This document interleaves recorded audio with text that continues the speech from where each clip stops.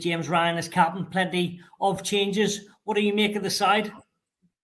It's a very strong side, Stuart. I think I never envisaged Andy Farrell making a huge number of changes. And, obviously he's shown the Italians a lot of respect by picking a very, very strong side. Great Casey coming in adds that bit of extra zip, a different dynamic. And Jack Conan as well coming into the back row gives him an opportunity, because I think I was thinking about that one. You think if there was an injury in the back row, it's a real confidence booster and an opportunity for Jack Conan as well. He's a quality player and he's played very well.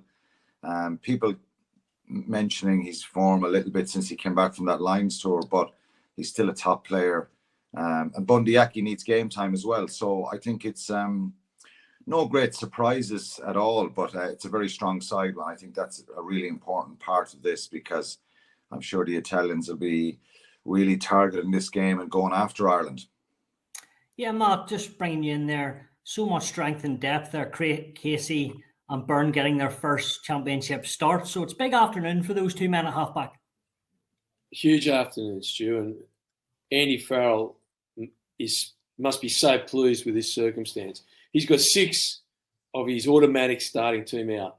So Furlong, Healy, Togburn, Jamison Gibson Park, Sexton and Robbie Henshaw. Now, all those 6 would be in match day 23, with the exception of Healy. They'd all be starting. Healy be on the bench.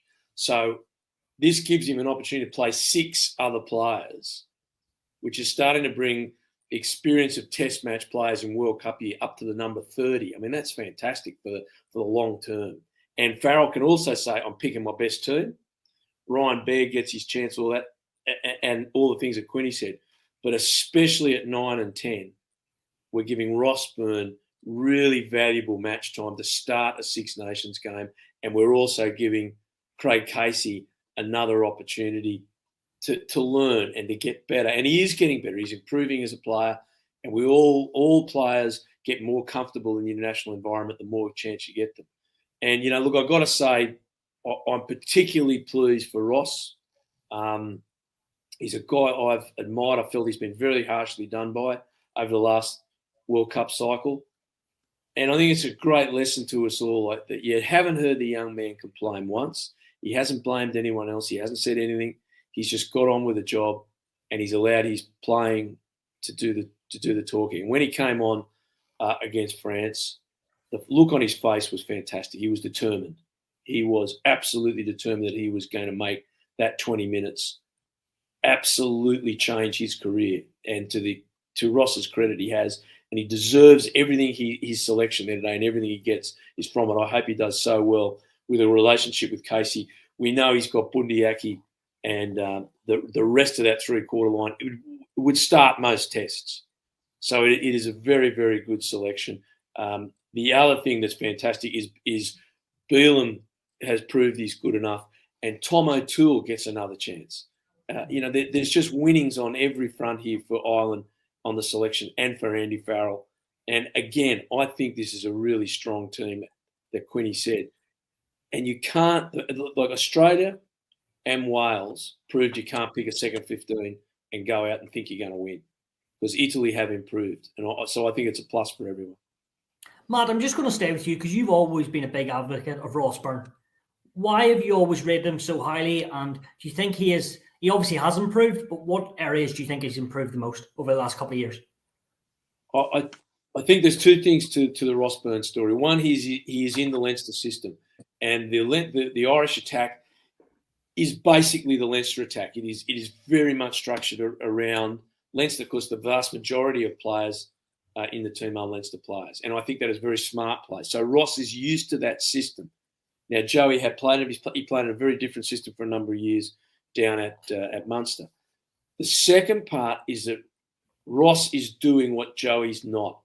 And as a 10, there's 2 things you have to do. You have to vary your depth depending on where you want to attack. So the flatter you are, the more pressure you put on yourself. So the attack's one pass around you, and the deeper you are, the easier it is. And Joey is too deep a lot of the time. And the second part is, if you are taking the ball on an angle, you've got to straighten up before you pass. You've got to get your hips square with the try line. And you often hear coaches and backs talk about squaring up. That's what we mean. If you're running across field when you accept the ball, you've got to square up, because then you become a threat to the defenders. A defender has to focus on you. So even if you pass, you take a defender out of the system. And Sexton is the master at it across the globe. He's one of the best I've ever seen. Mark Ella is the best I ever saw. He just did it. He never got across. He was just square the whole time. He was a nightmare to play against, but brilliant to watch. And Sexton is his equal as far as that is concerned. Sexton does it brilliantly.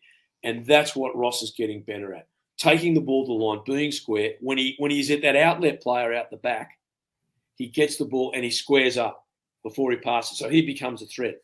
And, you can just see at Leinster when they play that play, and then the player running off, usually Ringrose, running a short line, or he's got out the back to Hugo Conan.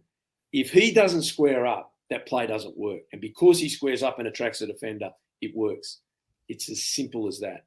And the other part to Ross, I think he's just a really lovely guy. I think he's a really gentle person. And sometimes nice guys come last. And the look on his face, he got angry against France, and he's got to take. You don't have to be rude, but you've got to have an edge to you. And I think he's developed a bit more of that edge.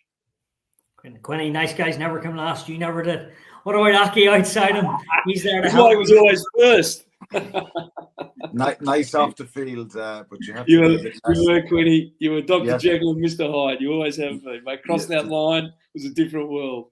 Yeah, well, you still got to keep your control. But look, as Matt said, his composure is good. I think his attitude has been really good, and that's important. But I think Bundee Aki outside him is really important for Ireland. He has been for a long number of years now, and I think he obviously needs game time. He needs a good performance. He needs to lead from the front, and bring a real kind of.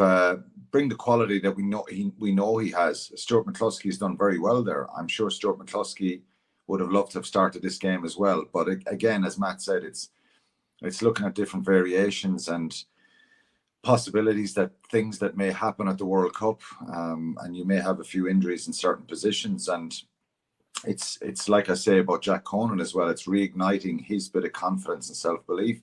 He doesn't have to go out. Neither of them have to go out and have star performances. They just got to do their job really well and show their quality. Same for Iain Henderson in the second row, because he's a very, very experienced player. He's had issues with injuries and disappointments, I suppose, with the run that Ulster had before Christmas and around the Christmas time. He still has a lot to offer Ireland, and he brings great experience into the second row. So a lot of experience. Those three changes, they're players that I'm sure will want to prove a point and remind people of what they can do and how good they can be for Ireland. And it's going to be a very physical game.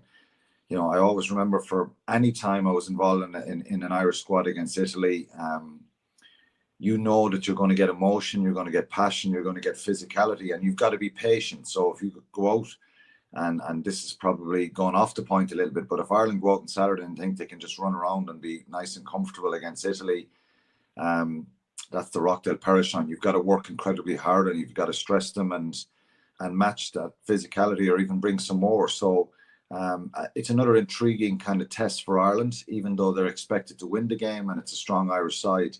But Italy at times can make it really difficult. And that experience, and Ross Byrne as well, for him, it would be brilliant for the Irish depth chart around that 10 position to take his chance now and perform well. You think back to the times he played for Ireland, which was warm-ups for the World Cup and post-World Cup and the Six Nations, and you think of the two England games, it was a difficult situation. The whole team were struggling, and England were very, very forceful against him. So he's a quality player, and he gets a great opportunity now to enhance himself again on Saturday.